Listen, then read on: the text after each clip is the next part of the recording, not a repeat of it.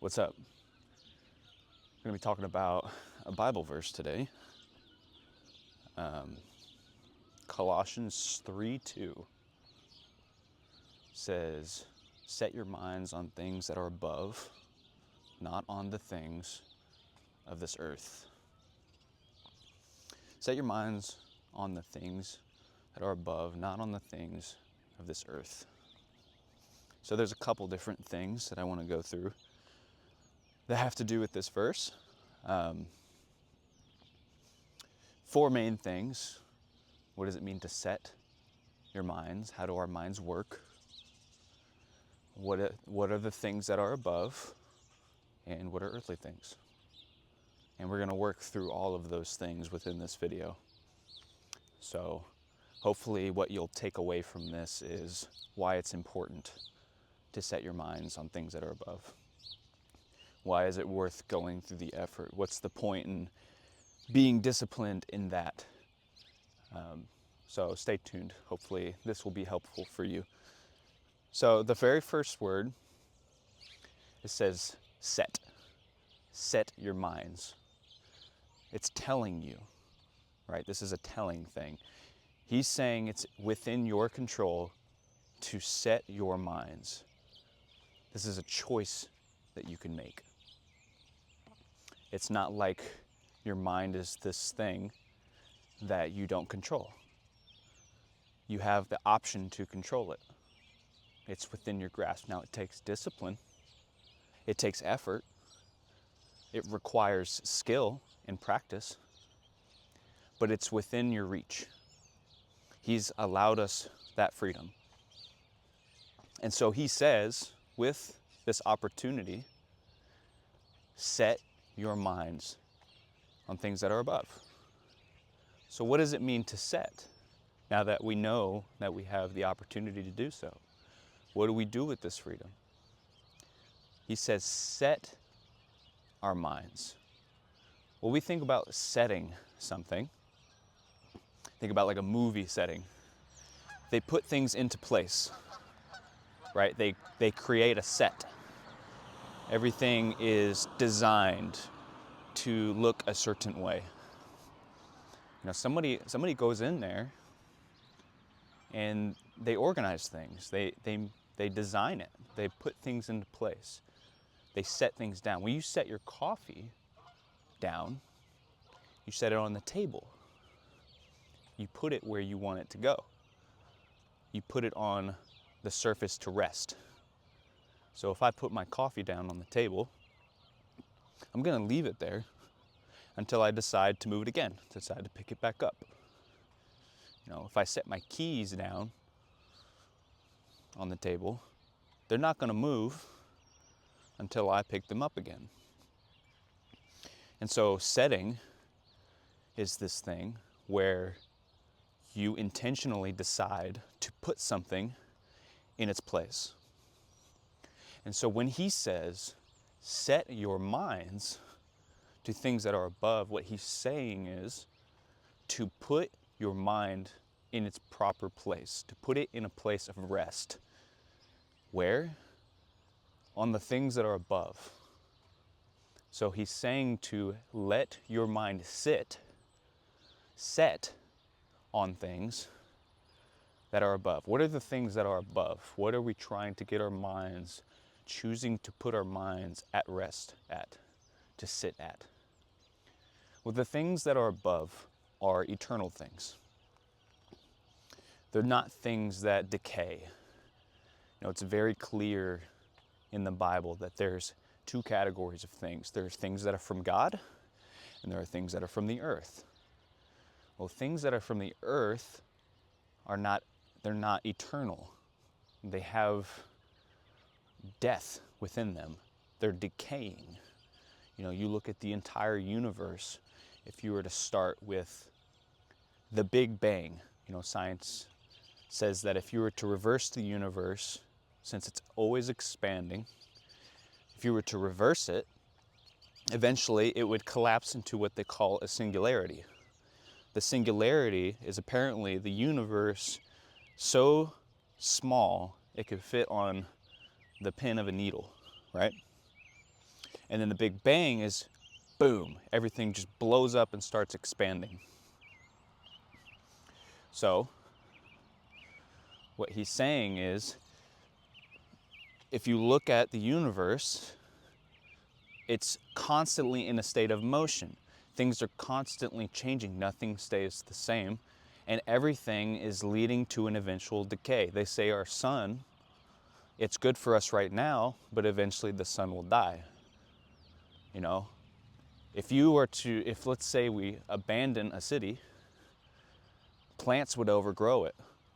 The plumbing wouldn't work, the electrical wouldn't work, the roads would become overgrown, animals would come in, it would decay. When we wear our clothes, after a while, there's wear and tear because they decay.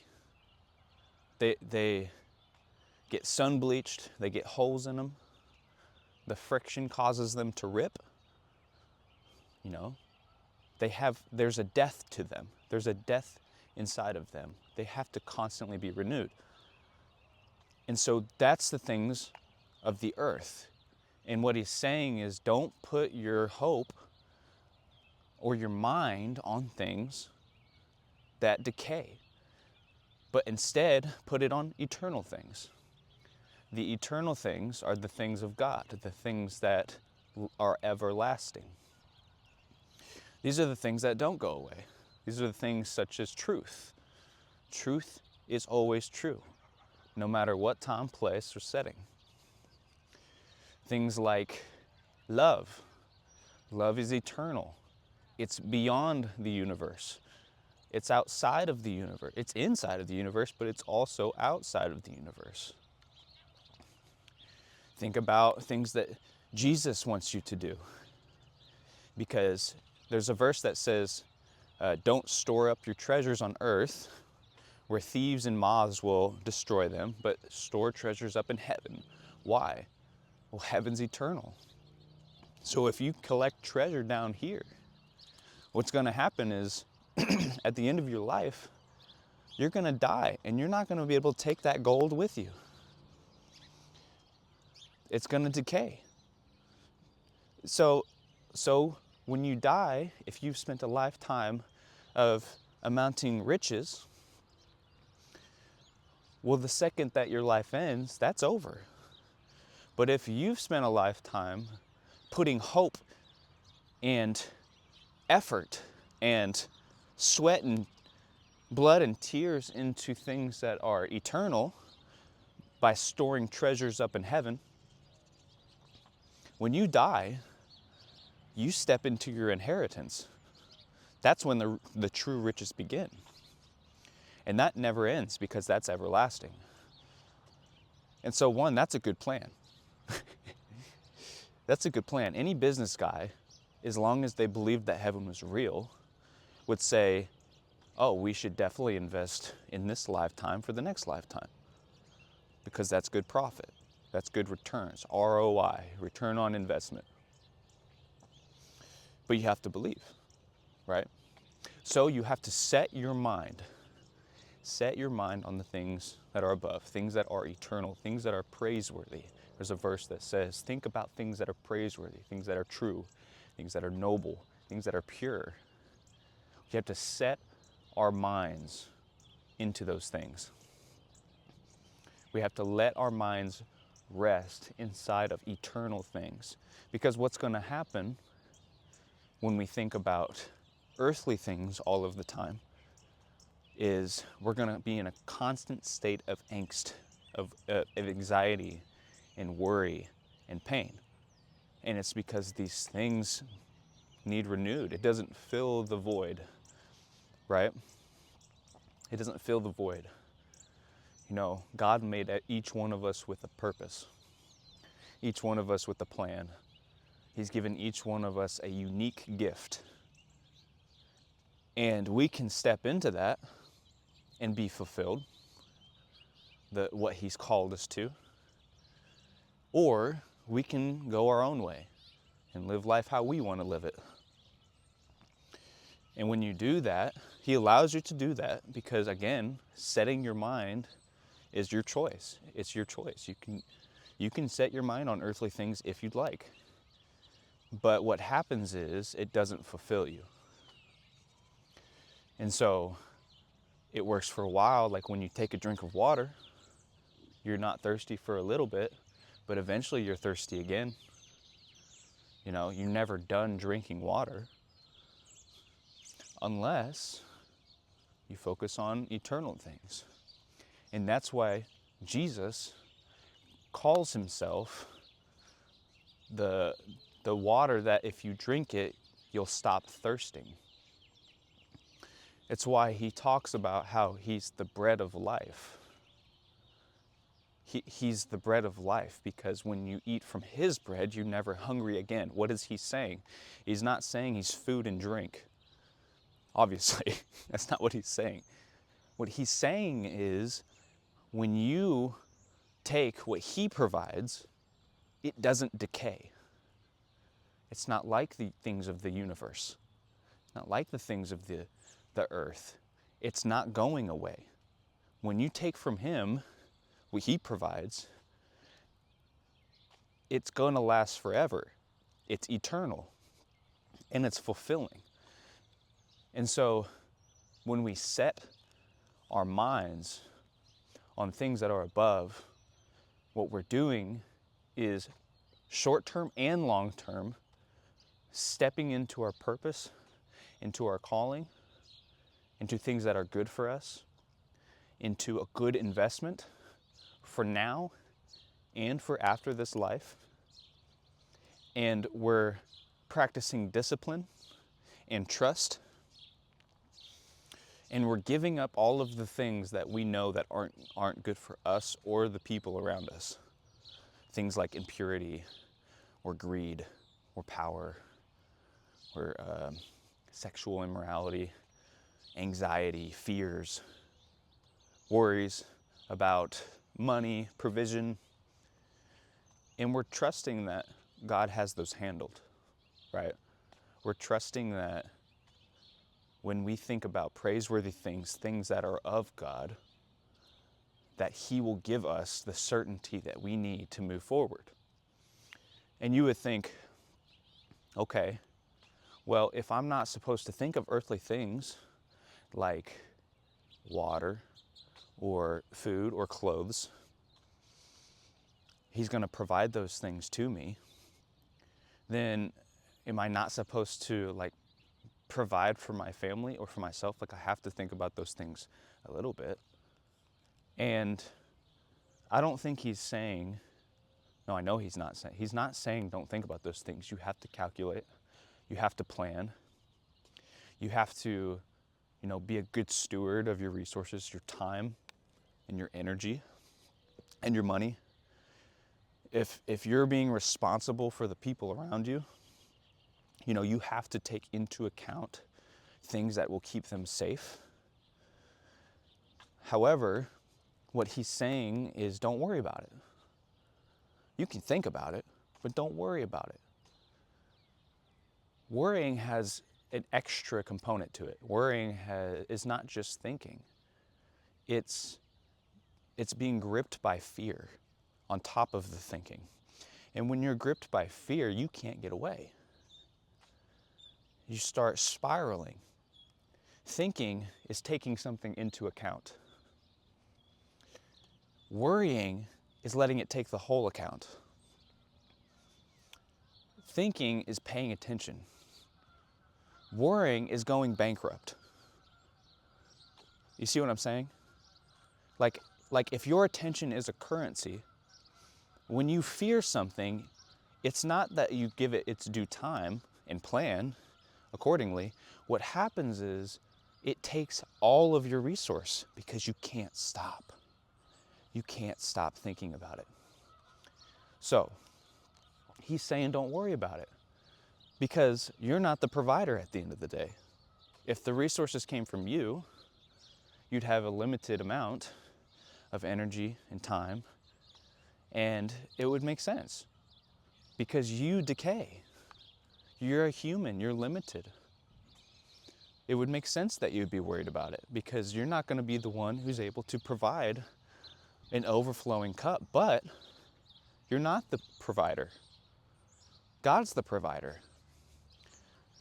And so when you break bread and thank God for every bite that you have, knowing that He provided it to you, then what you're doing is you're saying, I know who you are and I know who I am. And I know that who I am is based off of who you are. I'm not the source. God's the source. And you're relieving yourself from the pressure of trying to provide.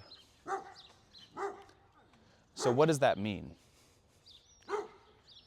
That means that when you set your mind on things that are above, you're focusing on Jesus. You're focusing on God. You're focusing on the goodness of the things that He's created, the eternal things, truth and love and grace and mercy. And if you do that, if you let your mind rest there, you set your mind there in things that are above rather than earthly things, you'll start to see Jesus in everything. You'll start to see Jesus in the chirping of the birds.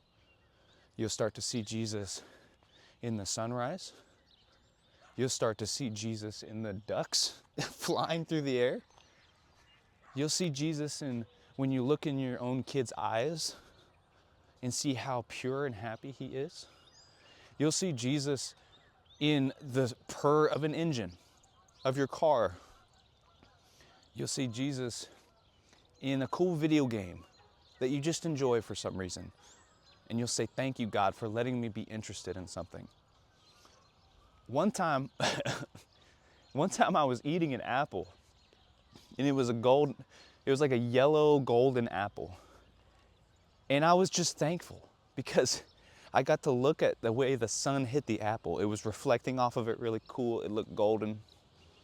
And I was just looking at it, and I was like, how cool is it that I get to look at this thing that God has created? It's nature, it's natural. How cool is that? And so we have to focus on things that are above. And what happens is life gets beautiful because of it. When you focus on earthly things, you'll be worried, you'll have anxiety, you'll be in a constant state of feeling rushed and stressed. And it's because these things are dying, they're decaying. And so it makes entire sense that you would be worried about that. But when you focus on things that are above, when you set your mind on things that are above, you begin to see Jesus in everything. And so I think you should do that. In fact, for the next week or so, try to only think about good things, eternal things, praiseworthy things, trustworthy things. Practice the discipline of setting your mind on things that are above. Setting your mind on things that are good for you and for the people around you. Try to find Jesus in everything. Look to the things that are beautiful in nature. The sun sets and the sun rises. Fruits and trees and plants and birds and animals. And just look at them and watch them and be thankful. Take it in. They say when you try to understand something, you try to control it because you're trying to grasp it. But when you experience something, you let it grasp you. Experience the life that God has made for you. Just take some time and try not to understand it. Just try to pay attention to the things that are above and experience it. And I think what's going to end up happening is you're going to be happier. You're going to be feeling more free. You're going to be feeling more connected to the people around you and life around you. And you're going to feel more connected to Jesus. And so just try that for a week and see what happens. And let me know.